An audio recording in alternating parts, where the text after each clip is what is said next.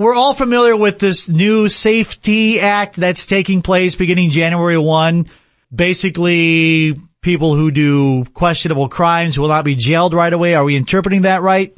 So the Pretrial Fairness Act, what it's doing is it is abolishing cash bail. It is essentially what it's doing. And, that's the simple one-liner on it, but there's a lot more nuance to it.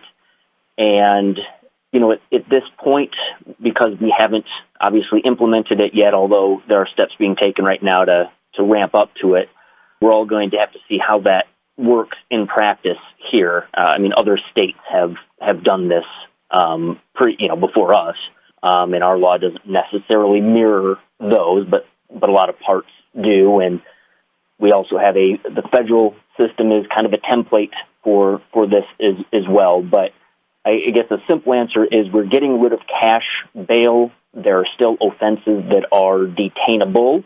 It just is going to require there to be more of an in-depth hearing where the state has to make some offers of proof and present certain information to a judge in certain instances to see if that person is going to be detained. But nothing is just there are no offenses that you're just automatically guaranteed to be detained on. There are detainable offenses now, but that's what we're going to find out how that works in practice.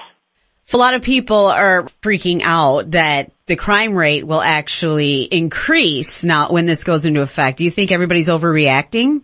I would say that, at least based upon the articles and studies that I've reviewed, that's not the case.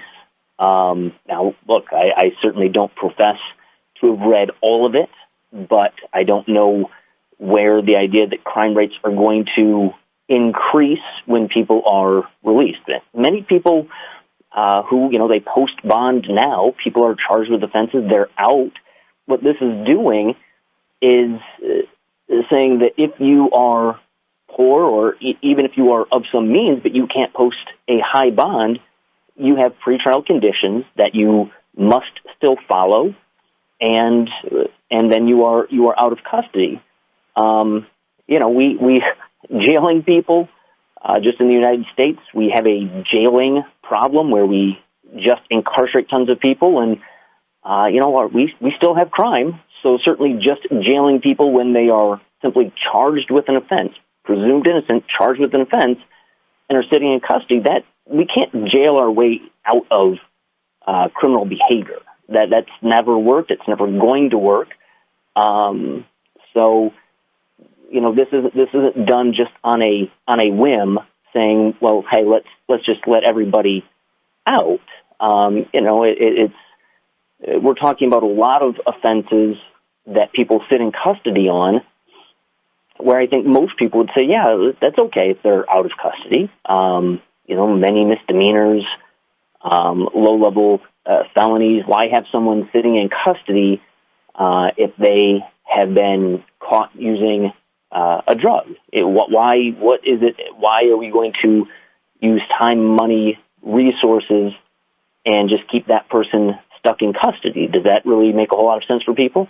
I feel a lot better now hearing this. Yeah, I sure do. I hope so. It's a long discussion, and I guess what it's important to understand too is while we're focused here in Winnebago and I guess 17th Judicial Circuit, and I know you guys reach more than just Winnebago and Boone, but we have to think about places like Cook County where just a completely overburdened system, and think of the amount of people that are simply lost in that system, sitting in custody for days, weeks, months, without really having anything proper in place where they can get in front of a judge or have just the proper safeguards. And that's it is a statewide problem. It's, again, in my view, a countrywide problem.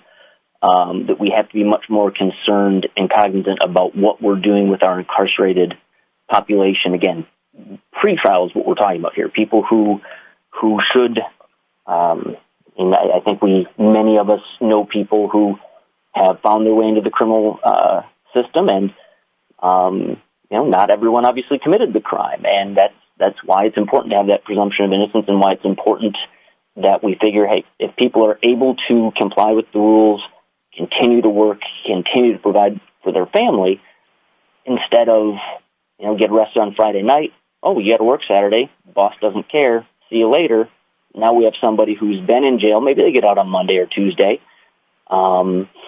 They've lost a job. They can't provide for the family, and now you've started a really bad cycle. And it might be for something that really isn't necessary. And it's just, I think this is a way to start to view, our people actually as people, and help tip the balances back to not just going with let's put people in jail and figure it out from there. Makes a lot of sense. Well, thank you, Aaron. I know you have to get to court, don't you? Yeah, yep. Duty calls there, so. We appreciate your time, and thank you for explaining this to us in a way that we can understand. We appreciate that. Absolutely, guys. Have a good one.